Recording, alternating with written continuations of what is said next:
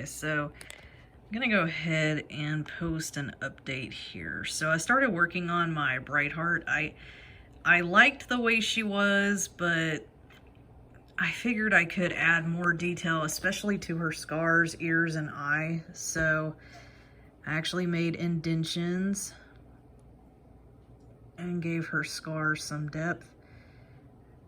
I went ahead and closed up her eye because usually when a cat misses an eye, it's not one big socket. It's, you know, the actual eye itself is missing. But yeah, the paint's supposed to be chipping like that because I'm trying to chip it off. And I'm trying to smooth out her scars. So there's a little bit of residue left, but hoping she'll look really good when she's done. But yeah, I'm gonna go ahead and update you guys on that. To make the scars, I went ahead and used my Dremel tool and obviously air dry clay for her eye. Hopefully comes out really good. Oh, and the for her ears, I used the scalpel tool. When I want to do small cuts for ears and stuff like that, I always use the scalpel tool because the Dremel will just cut it off. But to smooth out the inside of the scars, always use like a really small nail filer. Those seem to work pretty well because you want to smooth them out. But yeah, I just wanted to show you guys that update, and I'll go ahead and show you the finished product. Thanks. All right, so let's take a look at the nearly finished product. I think she turned out beautifully. That's the enamel right here. It just kind of gives a little three-dimensional depth to the fur and makes it look like it's been, oh, what's the word? Like disturbed. I don't know the exact wording for it, but it just gives it a more three-dimensional appearance and makes it look a little more realistic. So, but I'll keep working on that. And as you can see, it looks way better in person, but you know, still a work in progress, but I think she's turning out beautifully. And something I want all of you to be aware of. You can absolutely use my designs. You can use my designs, you can do whatever you want. I'm one of those people, I'm older, and I grew up in a world where art was an expression and not property. Like, nowadays it seems like everybody wants to put a freaking copyright claim on everything. Like, you know, oh, this color scheme's mine. Oh, these designs are mine. Oh, this animal, this right there is mine. And to me, it's just like, that's not art.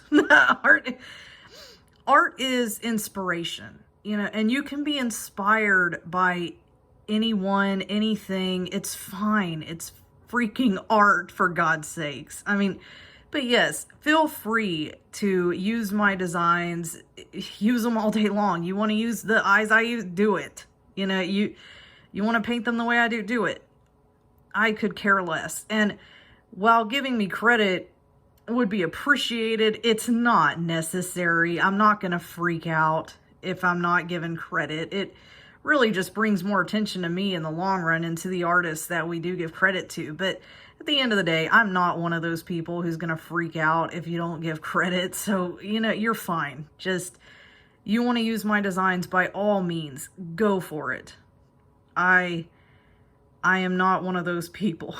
I mean, and again, I can't exactly, you know, claim that these are solely my designs, because at the end of the day, I get a lot of inspiration from Warriors Wiki, the Warriors Ultimate Guide, the mangas, other art that I see, even real cat images on Google and sometimes YouTube. Like, there's a lot of really cool cats out there with just awesome designs in general, just given to them by nature. And sometimes I see them and I'm like, hey, I want to copy that. And a lot of times animes, you know, look at designs and characters on some of these animes. That's actually where I came up with the idea for their eyes. You know, not just realistic cat eyes, but also anime. And That's what I was going for, a mix of realism with some anime in there. And, also, like my blonde ash fur, I got inspiration from Moon Kitty as well, and Mama Tad with my leopard star figure. So, yeah, I mean, some of the designs I just kind of come up with, but a lot of them are inspired designs, and I just combine and take away and all that. So, yes, by all means, just you can use whatever you want. Like, for example, this Oakheart figure. I thought of putting a heart on his chest because I thought, well, that'd be kind of cute if I did that. Plus, I noticed a lot of people, when they are creating characters and maps and like their name ends with heart, or feather or whatever, they usually put like a little design on the, cat. So I went for that. And also, his design is based off Noodler's, what was it? Wait for it. You guys seen that AMV with Oakheart? Noodlers did it.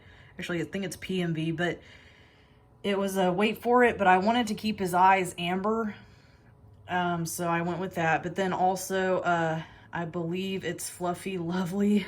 I think that was hers. It's a Christmas map. I think it was the last Christmas map she did. The one where it's Baby It's Cold Outside. I also got some inspiration for that for his design. So like I said, I just combine stuff, really. And for Squirrel Flight, hers was a mixture of the Warriors Wiki and just from what I've saw in some maps, and with some real cats as well, actually. But major Warriors Wiki vibes. And let's see here. And then, Ash for the Blonde Edgelord for Moon Kitty. But there was one that I'm particularly proud of, and I'm trying to find her, because I based her off her, not just off her Warriors Wiki, but also the Ultimate Guide, because the Ultimate Guide had designed her in a very interesting light, and I wanted to recreate that. Well, I'll find her. But, Silverstream, the same thing. Warriors Wiki and the Warriors Ultimate Guide, because the Warriors Ultimate Guide kind of gave her a blue tinge. I added some blue tinge to her face. But let me see if I can... It's her daughter, Feathertail. I, really enjoy Feathertail's design. Here she is. So Feathertail's design was based off the Warriors Wiki and the Warriors Ultimate Guide, because the Warriors Ultimate Guide showed her with some of the brown tinge that you see on her chest and paws and face, and I wanted to recreate that because I thought it was a really neat look, while also giving her the tufted ears and the tail like in the manga. So I went with that, and yeah, I mean, so yeah, you guys feel free to, if you like my designs, you want to recreate them, by all means, go for it. I am all for that. And like I said, you don't have to give me credit. It's fine. If you want to, that's fine. It helps me out if anything else. But if you don't want to, I'm not going to freak out on you. So, by all means. And Dovewing, with her and the whole eye war, I just decided to make her eyes all the colors. You got the dark navy blue on the outside, you got the green, and then you got the yellow-green on the inside. So, yeah, I mean, by all means, take my designs and do what you will with them. Okay, guys? Thanks. Bye. Okay, another update. So as you can see, I believe it's turning out very nicely. This is, for the most part, the finished product as far as the clay part goes. And yeah, I think that's pretty good. So yeah, I'm just gonna keep adding little details here and there, but I think for the most part the clay part is done. So I basically got the idea for this because at first I went ahead with the Dremel tool, took out her eye originally, and just left a gaping hole. and had the scars and, you know, shaved down her fur to give it no fur and all that other stuff. Well, over time, I just didn't like the fact that she had just a gaping eye, because typically when a cat loses an eye, they don't just have a gaping hole there. It's typically closed and what have you. So I tried with the closed look and I just didn't like what it was doing. So I went ahead and mostly closed it, but gave it a little bit of an opening, which I have seen some animals have that, but mostly I'm getting the idea based off other artists' interpretations and also animes, because I've noticed in some animes you'll see that, like, there will be a scar, and sometimes if the eye's not completely closed, there's like a sliver where it shows that there's a missing eye, and I really liked that. And I thought if I could do that somehow and make it seem pretty realistic, then that would be good. And I also added some enamel over here because I want to give the effect that she's got a little bit of matted fur in the area where her fur was ripped off by the dogs, because I want to give it that 3D look, and probably going to continue to add some enamel as I paint just to give it, you know, more of that 3D effect. Because I would think that the fur would be somewhat disturbed, especially if it had been ripped off. So there's going to be some disturbed fur areas. But yes, for the most part, I do believe that it's pretty much done for the clay and all that. So hopefully I'll have the finished product here soon. Okay, so continuing to work on Brightheart's eye.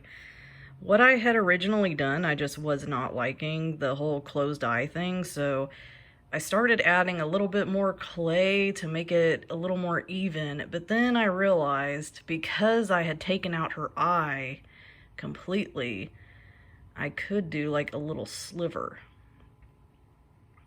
And I think that works out better.